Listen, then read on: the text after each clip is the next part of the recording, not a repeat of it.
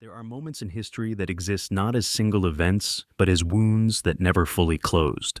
Moments when something irreplaceable was lost, and the world moved forward carrying that absence like a phantom limb. The destruction of the Library of Alexandria is one of those moments. But here's what makes it strange. What makes it linger in the mind long after you've heard the story. We don't actually know when it happened. We don't know exactly how. And we're still not entirely certain what was lost. What we do know is this. Somewhere in the ancient city of Alexandria, on some night lost to memory, flames consumed what many believed to be the collected knowledge of the ancient world. Scrolls turned to ash. Words vanished into smoke. And humanity stumbled forward into centuries of darkness, carrying only fragments of what had once been whole. But the story of that night, or those nights, begins long before the first flame ever touched papyrus. It begins with a dream, with ambition, with a young king standing at the edge of the Mediterranean, imagining a city that would outlive empires. The year is 331 BC.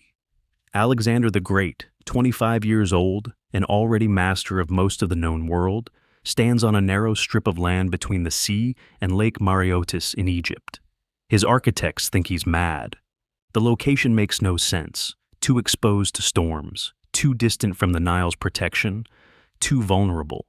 But Alexander sees something they don't. He sees a natural harbor sheltered by an island called Pharos. He sees trade routes converging. He sees the meeting point between Africa, Asia, and Europe. He sees the future. Alexander sketches the outline of the city himself, they say, using barley meal when the chalk runs out. Birds descend to eat the grain, and his seers debate whether this is a good omen or a warning. But Alexander has already moved on. He's always moving. Within months, he's marching east again, chasing the edges of the world. He'll never see his city completed. He'll die in Babylon 8 years later, fever-mad and barely 32, his empire already fracturing before his body has grown cold. But Alexandria will rise anyway. The city grows impossibly fast. Greek architects blend their vision with Egyptian labor and Phoenician maritime knowledge. Wide streets cut perfect right angles through the expanding metropolis. Limestone buildings gleam white under the North African sun. The harbor bustles with ships from Athens, Carthage, Tyre, and ports whose names have since been forgotten. Languages collide and merge in the markets. The air smells of salt, spices, papyrus ink, and possibility. And at the center of this impossible city, one of Alexander's generals, now calling himself Ptolemy I, Pharaoh of Egypt, begins building something even more audacious than the city itself. A library. But not just any library. The great library that would come to define Alexandria wasn't conceived as a mere collection of texts. It was designed as a systematized repository of all human knowledge. Every book, every scroll, every fragment of wisdom, science, poetry, history, and philosophy that existed in the ancient world. The ambition wasn't just vast, it was almost absurd. It was the kind of dream that could only emerge in a place where cultures collided, where Greek rationalism met Egyptian mysticism, where the old world's certainties were dissolving into something new and unmapped. Ptolemy understood something that most rulers of his time did not. Power wasn't just about armies and gold. Knowledge itself was power. Control the stories, control the past. Control the past, and you shape the future. So he gathered scholars. He offered them salaries, protection, and freedom from taxation. He built them a museum, not a collection of artifacts, but a temple to the muses, a place where learning itself was sacred. And attached to this museum, connected by covered walkways and gardens, he built the library. The structure rose near the royal palaces in the Bruchion quarter, in the heart of the city's wealth and power. No one alive today can tell you exactly what it looked like. No floor plans survived, no architectural drawings, no detailed descriptions that weren't written centuries after the fact by people who never saw it themselves. But the fragments we have suggest a complex of buildings, reading rooms with high windows to catch the light, storage chambers carefully designed to protect papyrus from moisture, gardens where scholars could walk and think, lecture halls where ideas were tested and refined, and scrolls, endless scrolls. The acquisition policy of the Library of Alexandria was aggressive to the point of obsession. Every ship that docked in the harbor was searched. If books were found, they were confiscated, borrowed, the officials said, copied by the library's scribes, and then the copies were returned to the owners. The originals stayed in Alexandria. Sometimes, not even the copies were returned. The library's collection grew not just through scholarship, but through what could only be called intellectual piracy. Ptolemy III once borrowed the official state manuscripts of the great Greek tragedians, Aeschylus, Sophocles, Euripides, from Athens, putting down a massive deposit of 15 silver talents as security. The scrolls arrived. The library's scribes copied them onto the finest papyrus. And then Ptolemy sent back the copies to Athens, forfeiting his deposit without hesitation. The originals, the actual manuscripts that had been performed in the theater of Dionysus, stayed in Alexandria. This wasn't theft in the conventional sense. This was the systematic accumulation of human memory. Scholars came from across the Mediterranean and beyond. They translated texts from Aramaic, Hebrew, Sanskrit, Persian. They measured the Earth's circumference with startling accuracy. They dissected human bodies to understand anatomy.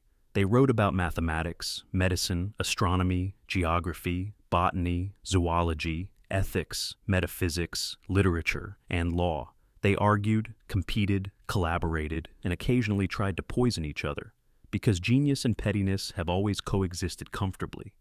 The head librarian was one of the most prestigious intellectual positions in the ancient world. Zenodotus of Ephesus was the first, establishing the systems that would organize hundreds of thousands of scrolls. Callimachus of Cyrene created the Pinakes, a 120-volume catalog that was itself one of the ancient world's great scholarly achievements. Eratosthenes of Cyrene measured the earth and coined the term geography. Aristophanes of Byzantium pioneered textual criticism. Aristarchus of Samothrace produced definitive editions of Homer. These weren't just librarians, they were architects of knowledge itself, building the infrastructure through which human learning would flow. But here's where the story begins to fracture, where certainty gives way to shadow. Ask a historian when the Library of Alexandria was destroyed, and you'll get different answers. Ask how it was destroyed, and the accounts multiply. Ask what was lost, and you enter a realm of speculation that has haunted scholars for 2,000 years. Was it Julius Caesar's fault? Did his warships burn it accidentally during the Alexandrian War in 48 BCE when he set fire to the Egyptian fleet and the flames spread to shore? The ancient sources say yes, but they also contradict each other. Some say the library itself burned. Others say it was warehouses near the harbor, filled with scrolls waiting to be shipped. Still others suggest the damage was minimal, that the library survived Caesar's visit largely intact. Or was it destroyed centuries later, during the Roman civil wars? During the reign of Aurelian in 272 CE, when the Bruttian quarter was devastated? Or under Theodosius in 391 CE, when Christian mobs, inflamed by Bishop Theophilus, destroyed pagan temples across Alexandria? The Serapeum, a daughter library that housed part of the collection, definitely fell during this period. Ancient accounts describe the violence, the zealotry, the systematic dismantling of what was seen as pagan learning. Or was it the Muslim conquest of 642 CE? An account written centuries later claims that Caliph Umar ordered the library's scrolls burned, saying, "If these books agree with the Quran, they are unnecessary. If they disagree, they are heretical." The story is dramatic, but most historians now believe it's apocryphal, a myth created to serve later political purposes. The truth is stranger and sadder than any single catastrophe. The Library of Alexandria probably didn't die in one dramatic conflagration. It died slowly, incrementally across centuries. Fire damaged it. Riots damaged it. Budget cuts starved it. Political instability made scholarship dangerous. Religious conflicts made certain types of knowledge heretical. The library decayed, was partially restored, decayed again, was looted, was neglected, was repurposed, until at some point, no one can say exactly when, it simply ceased to exist as a functioning institution. This slow death might be the most painful version of the story. There was no single night when the ancient world burned. Instead, there were hundreds of nights, thousands of moments when someone chose not to preserve, not to protect, not to care. The library died of accumulated indifference as much as accumulated violence. But let's go back to that first fire, the one during Caesar's time, because that's when the mythology really begins. It's 48 BCE. Julius Caesar, pursuing his rival Pompey, has arrived in Alexandria with a small force.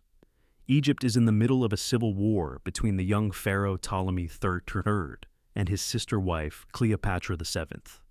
Caesar, brilliant and reckless, inserts himself into this conflict, taking up residence in the royal palace, making decisions about who should rule a kingdom that isn't his to rule. Alexandria's citizens resent this Roman intrusion. Tensions rise. The Egyptian army masses. Caesar, outnumbered and potentially trapped, makes a desperate tactical decision. He orders his ships to set fire to the Egyptian fleet anchored in the harbor, preventing them from being used against him. The fire spreads. Imagine that night, the harbor glowing orange beneath a smoke-darkened sky, flames leaping from ship to ship, consuming wood and sail and rope, the heat so intense that even stone seems to sweat. And then the fire reaches the docks, the warehouses, the buildings near the water. Did it reach the library itself? The accounts are maddeningly vague. Seneca, writing a century later, mentions books burning. Plutarch talks about warehouses full of scrolls going up in flames. Dio Cassius describes the fire-consuming part of the library. But other sources are silent, or suggest the damage was limited, or place the library in a different part of the city entirely. What we know is this: something was lost that night. Scrolls burned. Knowledge vanished. But the library, in some form, continued to function for centuries afterward. The wound wasn't mortal. Not yet. The fire during Caesar's war becomes symbolic in a way that, later, slower destructions never could. It gives us a single night, a dramatic moment, a clear villain, even if Caesar never intended to burn anything except ships.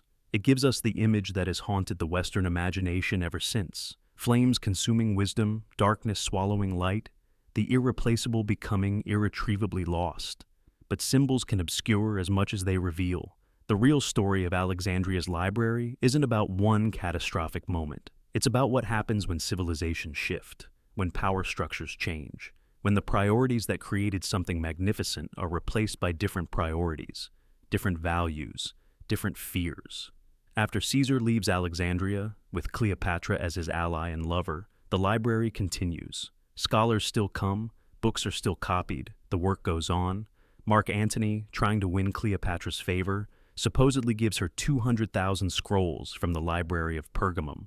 Whether this actually happened is debatable, but the story tells us something important. The library's reputation was still such that adding to its collection was considered a grand romantic gesture. Then Rome absorbs Egypt fully. Augustus, after defeating Antony and Cleopatra, turns Egypt into his personal province. Alexandria becomes a Roman city, though it retains much of its Hellenistic character. The library persists, but its golden age is ending. The intellectual center of the Mediterranean is shifting to Rome, to Constantinople, to other cities with newer libraries and fresher patronage. The scholars leave first. Then the funding decreases. Then the political will to maintain such an institution weakens. The library becomes less a living center of research and more a monument to a past that fewer people remember or care about. And then the conflicts begin. The ancient world is fracturing along new lines. Christianity rises from a minor cult to the official religion of the Roman Empire. Paganism, which had coexisted with dozens of other belief systems in Alexandria's cosmopolitan culture, suddenly finds itself under attack. The old temples, the old learning, the old ways, all of it becomes suspect, dangerous, heretical. In 391 CE, under Emperor Theodosius I, a decree is issued.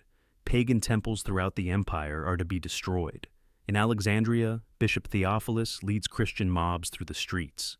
They target the Serapeum, the great temple to Serapis that had also served as a daughter library, holding scrolls and serving scholars. The building is ancient, beautiful, filled with art and texts that span centuries. The mob tears it down. They shatter statues. They burn books. They destroy what they see as pagan idolatry. Ancient accounts describe the violence with a kind of ecstatic fervor. This isn't random destruction, it's purposeful, zealous, driven by a certainty that these old things are obstacles to a new truth. How many scrolls were lost that day? We don't know. Were these texts duplicated elsewhere, or were some of them unique? We can't say. What we know is that after this point, there's no clear evidence of the library continuing as a major intellectual institution. But even this isn't the end of the story, because Alexandria continues to be a center of learning even after its famous library has faded. Christian scholars preserve and copy texts, though they're selective about what deserves preservation. Muslim scholars, after the Islamic conquest in 642 CE, will eventually translate and preserve many ancient Greek texts that Christian Europe had abandoned. The House of Wisdom in Baghdad will echo Alexandria's ambitions, gathering and translating knowledge from across the known world. The knowledge doesn't vanish entirely. It transforms, migrates, survives in unexpected forms and places. But something is still lost. Because when we talk about what burned with Alexandria's library, we're not just talking about the scrolls that were housed there.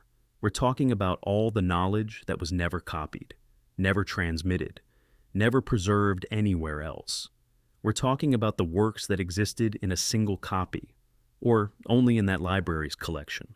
We're talking about the plays, the poems, the mathematical treatises, the historical accounts, the philosophical arguments, the scientific observations that simply ceased to exist when the last copy turned to ash or decayed into dust. The Greeks wrote over 1,000 plays. We have about 40 that survived complete. What happened to the rest? How many were in Alexandria, existing nowhere else, when the fires came, or the mobs arrived, or the library simply closed its doors for the last time? Sappho wrote 9 books of poetry. We have 1 complete poem and fragments of a few others. Where did the rest go? The pre-Socratic philosophers, Thales, Anaximander, Heraclitus, Democritus, developed ideas about atoms, about the cosmos, about the nature of reality that wouldn't be seriously reconsidered until the Renaissance. We know their ideas mostly through later quotations and summaries. Their actual writings? Gone. Ancient astronomers calculated the Earth's size, mapped the stars, proposed heliocentric models of the solar system. Their full data, their complete observations, their detailed calculations, most of it lost. Medical texts describing surgical techniques, pharmaceutical compounds, anatomical studies, mathematical works on geometry, arithmetic, algebra, histories of kingdoms and peoples whose names we barely remember, poetry in languages that went extinct, all of it gone, or surviving only in fragments so brief they're more like echoes than texts. The loss is incalculable because we can never fully know what we lost. And that might be the deepest tragedy. We're haunted not just by what vanished, but by our inability to fully grasp the scope of that vanishing.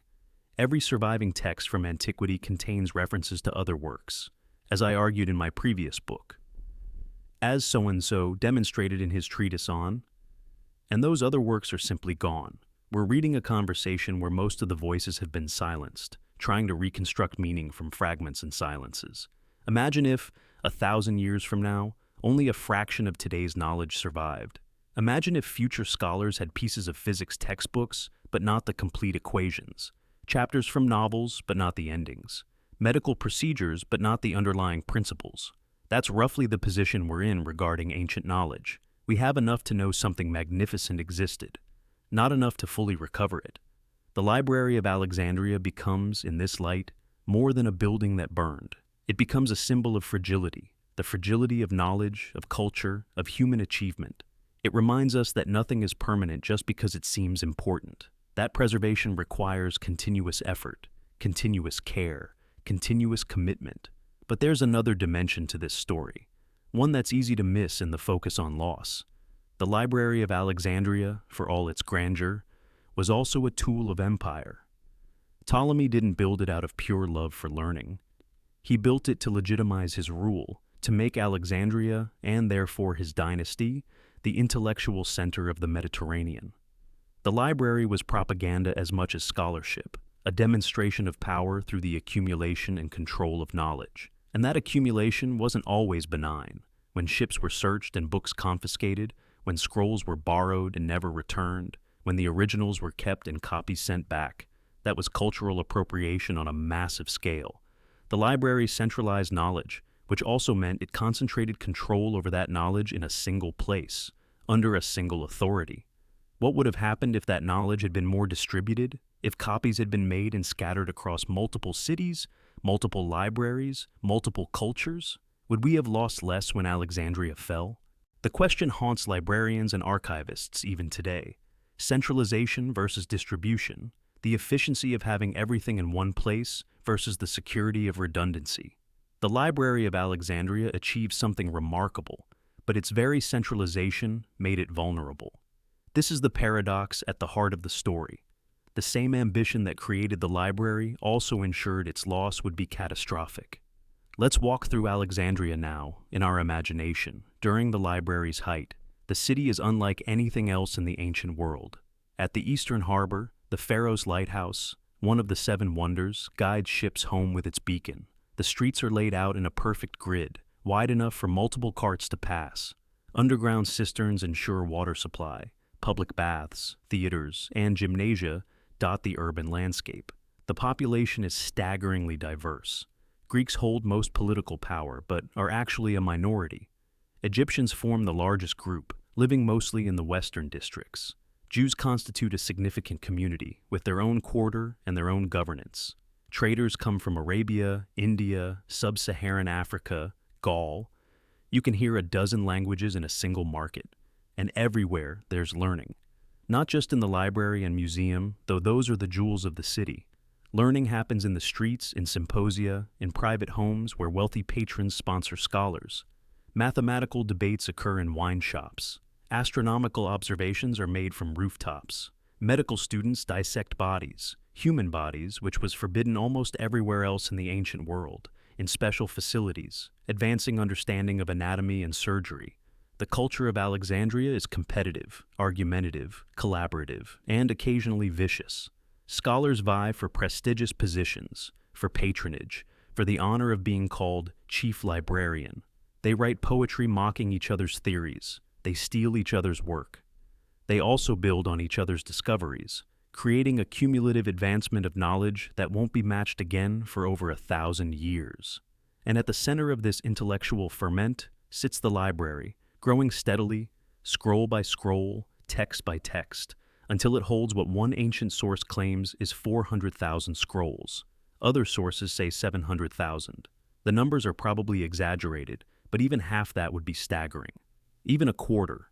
The scrolls are organized by subject and author. Each one is tagged with information about its origin, its copyist, its authenticity. The library's catalog, the Pinakes, is itself a masterwork of bibliography, dividing all of Greek literature into categories: poetry, drama, history, oratory, philosophy, medicine, mathematics, miscellaneous. Each category is subdivided. Each author is given a brief biography. Each work is described. It's one of humanity's first systematic attempts to organize all knowledge. And like the scrolls themselves, the Pinakes is lost. We know about it only through later summaries and references, but the library is more than its collection. It's also its people. There's Euclid, who may or may not have taught there, ancient sources conflict, but whose elements would become the foundation of geometry for 2,000 years. His work on optics, on music, on astronomy, on division of figures, most of which is now lost. There's Archimedes, who studied in Alexandria, though he was from Syracuse. His work on mechanics, on hydrostatics, on calculating pi, on methods of exhaustion that anticipated integral calculus by nearly 2 millennia. There's Eratosthenes, who measured the Earth's circumference by comparing the angle of shadows in Alexandria and Syene at noon on the summer solstice. His calculation was accurate to within a few percent. His works on geography, chronology, and poetry are mostly lost. There's Hipparchus, who created the first known star catalog, discovered the precession of the equinoxes, and developed the mathematical tool of trigonometry. Most of his original writings are gone. There's Heron, who invented the first steam engine. A toy, really, but it demonstrated the principle, along with automated doors, wind-powered machines, and a programmable analog computer for theater productions. Most of his work survived only in Arabic translation. There's Hypatia, one of the last great philosophers and mathematicians of Alexandria, who taught and wrote in the early 5th century CE. She was murdered by a Christian mob in 415 CE. her body torn apart in the streets. Her mathematical and philosophical works are entirely lost. These are the names we remember because later sources mention them, because some of their work survived, because their achievements were too remarkable to be completely forgotten. But for every name we know, how many have vanished entirely? How many brilliant scholars worked in Alexandria, made discoveries, wrote texts, taught students, and left no trace we can now recover? The library's shadow collection, the works that were there but are now lost, might be more significant than what survived. And it's not just Greek learning that was gathered in Alexandria. The library's translation projects were ambitious and far-reaching. The Septuagint, the Greek translation of Hebrew scriptures, was produced in Alexandria. Buddhist texts were translated from Sanskrit. Zoroastrian wisdom was recorded. Egyptian priestly knowledge was documented before the old religion finally died out. Alexandria was a place where knowledge systems met and merged, where Greek rationalism encountered Eastern mysticism, where African traditions interfaced with Mediterranean philosophy. The intellectual cross-pollination was unprecedented, and then it ended. Not in a day, not in a year, but gradually, inexorably, as the conditions that sustained it disappeared. The Roman Empire, which had provided stability and resources, began its long collapse. Alexandria suffered through economic decline, civil wars, religious conflicts. The cosmopolitan culture that had allowed diverse peoples and ideas to coexist fractured into competing factions. Christians fought pagans. Orthodox Christians fought heretical Christians. Everyone fought Jews. The Romans fought various usurpers and invaders. The library, caught in the middle of these conflicts, couldn't remain neutral. Knowledge itself became a battleground. Greek philosophy was pagan, therefore suspect. Scientific inquiry was potentially heretical. Even mathematics and medicine became controversial if they contradicted religious doctrine. By the time the Arabs conquered Alexandria in 642 CE, the Great Library was probably already gone. Muslim sources from that period don't mention it. When they do mention a library being burned, they're likely either inventing a story or referring to some smaller collection. The silence is telling. If a great repository of knowledge had still existed, the Arab scholars, who were hungry for Greek learning, who would spend the next centuries translating and preserving ancient texts, would have seized upon it. The absence of any reliable account of them finding it suggests there was nothing left to find. Alexandria continued as a city, even as an intellectual center, but the library, that impossible dream of collecting all human knowledge in one place, had faded into legend. And legends, once they take hold, have their own kind of power.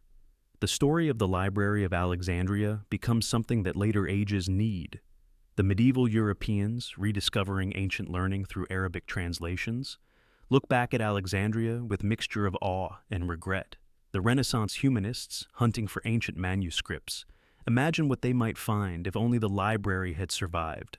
Enlightenment thinkers use Alexandria as an example of reason destroyed by religious fanaticism. Each age shapes the story to fit its concerns. The library becomes a symbol of whatever the storyteller values and whatever they fear losing. For some, it's a warning about the fragility of civilization, how quickly barbarism can destroy refinement. For others, it's an indictment of religious extremism, though the reality was far more complex. For still others, it's a story about the importance of preservation, of making copies, of not allowing knowledge to be concentrated in one vulnerable place. The Library of Alexandria becomes more powerful as a myth than it ever was as a building. But myths, however useful, shouldn't replace history, and the historical reality is both stranger and more relevant than the simple story of barbarians burning books.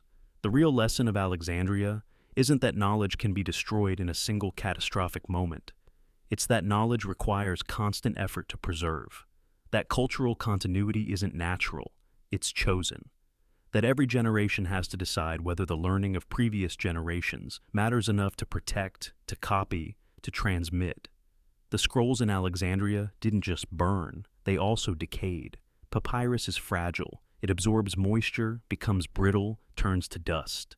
Every text needed to be recopied every few generations, or it would simply disintegrate. This constant recopying was expensive, time-consuming, and subject to all sorts of accidents and errors. More importantly, it was selective. Copyists chose what to preserve. Patrons funded the copying of texts they valued. Religious authorities decided what was safe to transmit. Economic conditions determined how many scribes could be employed. Political stability affected whether long-term projects could be completed. In other words, what survived wasn't random. It was the result of countless individual decisions about what mattered. And over time, as Alexandria's culture changed, as priorities shifted, as certain types of knowledge came to be valued over others, whole categories of learning simply stopped being copied. They didn't burn. They were abandoned, allowed to decay, forgotten before they were fully lost. This is, in some ways, worse than fire. Fire is at least decisive, dramatic, noteworthy. Neglect is silent, gradual, easy to miss until it's too late. How much ancient knowledge was lost not because someone destroyed it, but because someone simply didn't think it was worth the cost of preservation?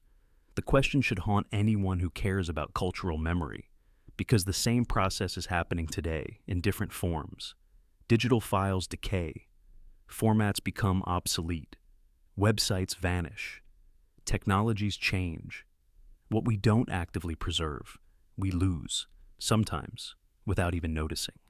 The Library of Alexandria didn't fail because the ancient world didn't care about knowledge. It failed because caring isn't enough.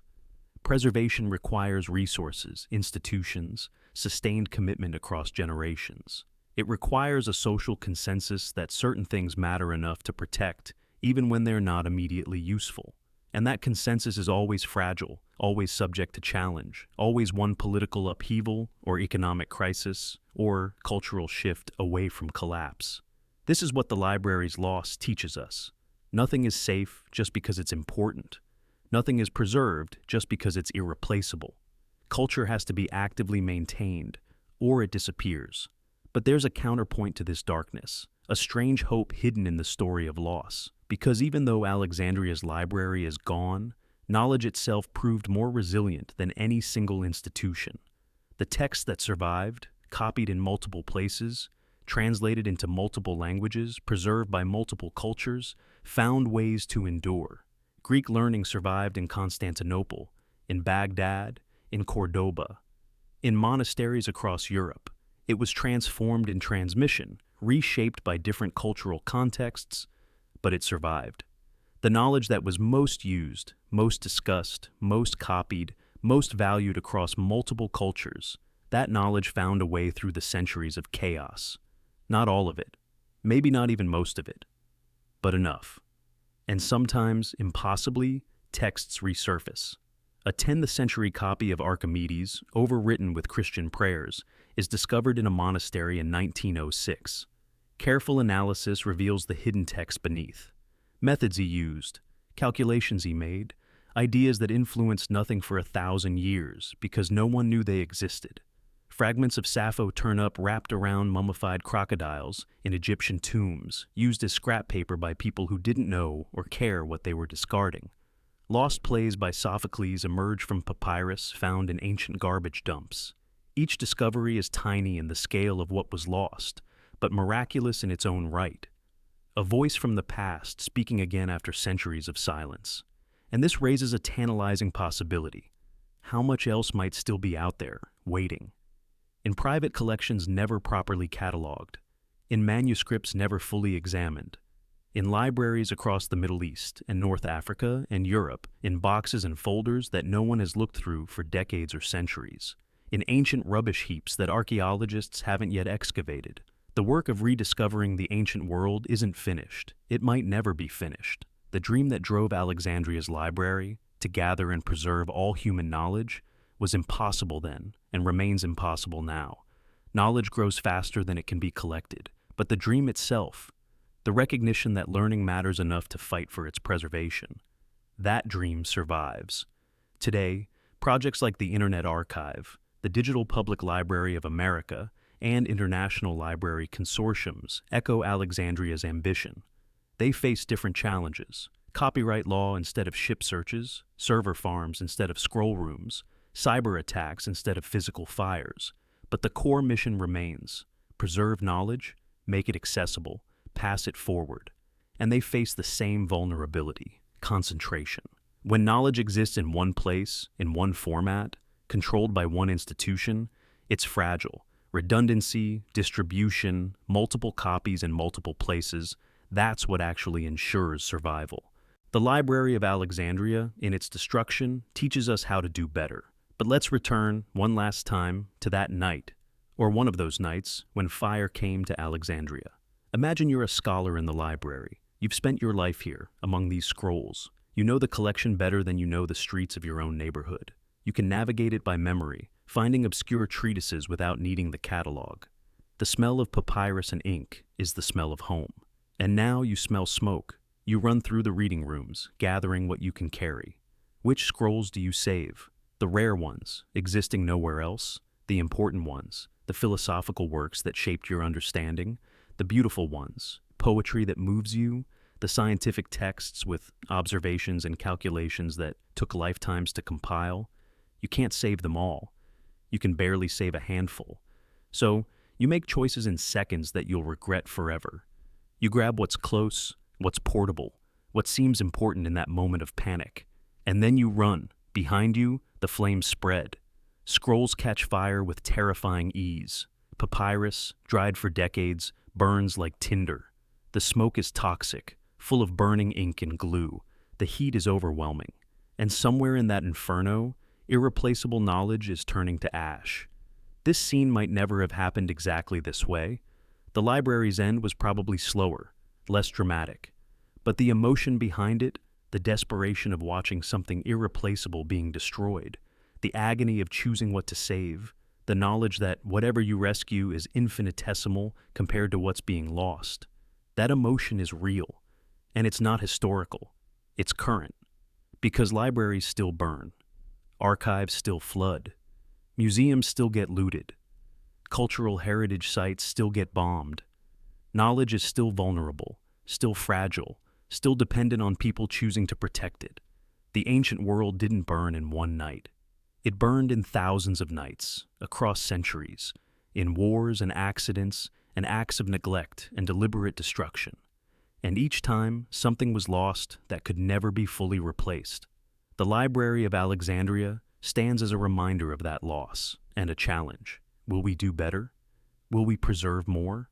Will we ensure that knowledge survives not just in one place, but in many, not just in one format, but in multiple forms, not just in one culture, but across civilizations? Or will future ages look back at us the way we look back at Alexandria, wondering what we lost, what we allowed to decay or be destroyed, what knowledge we held briefly and then let slip through our fingers? The library is gone. The city that housed it has changed beyond recognition.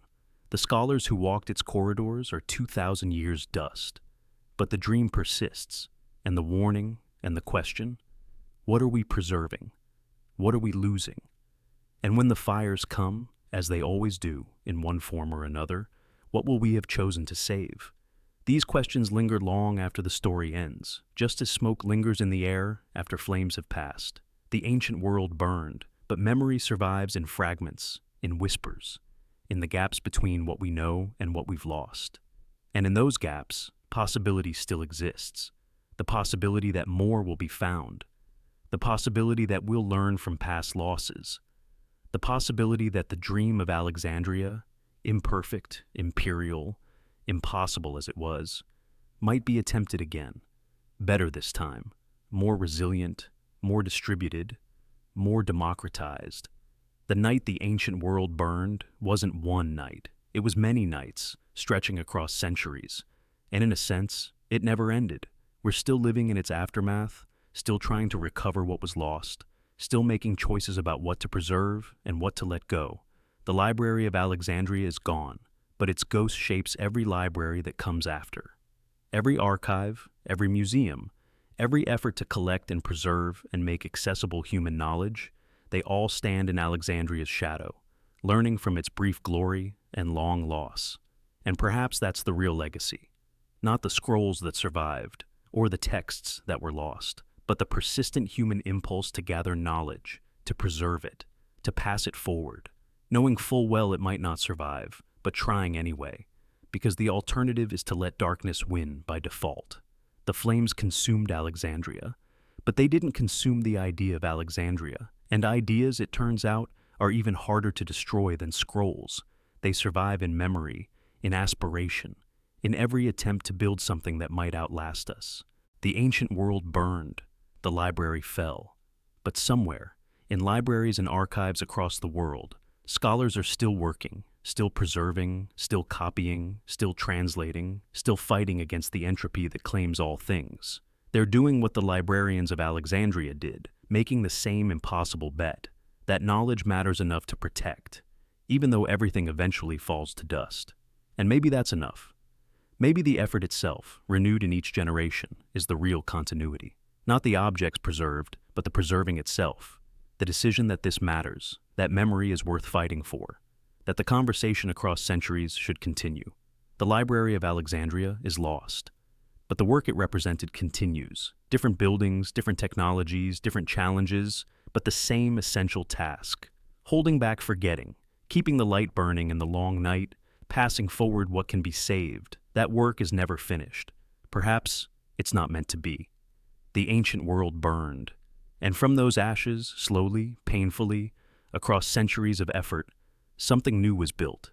Not the same, never the same, but continuous with it, connected to it, shaped by both what survived and what was lost. This is how culture persists. Not perfectly, not completely, but stubbornly. Generation after generation choosing to remember, to preserve, to transmit. Choosing to believe that what came before matters, that the accumulated wisdom of the past has value, that the conversation should continue. The Library of Alexandria asks us a question across 2,000 years. What will you preserve? What will you let go? And when you're gone, what will remain? The answer is still being written in libraries and archives, in digital repositories and physical collections, in every act of preservation and transmission and care. The story isn't over. It can't be over, as long as anyone cares enough to keep telling it, to learn from it, to carry forward the dream it represents. The night the ancient world burned is still burning, in a way, still teaching us, still warning us, still inspiring us to do better, save more, ensure that knowledge survives not just in one vulnerable place but everywhere, resilient and distributed and accessible. The flames took Alexandria. But they couldn't take what Alexandria represented, the belief that knowledge matters, that preservation is possible, that memory can outlast mortality. That belief survives. And as long as it does, in some sense, the library endures. Not as a building, but as an aspiration, a standard, a reminder of what's possible and what's at stake. The ancient world burned, but the light it kindled still flickers in libraries across the globe, in every effort to preserve, to remember, to pass forward the accumulated wisdom of humanity. And that light, however fragile, refuses to go out.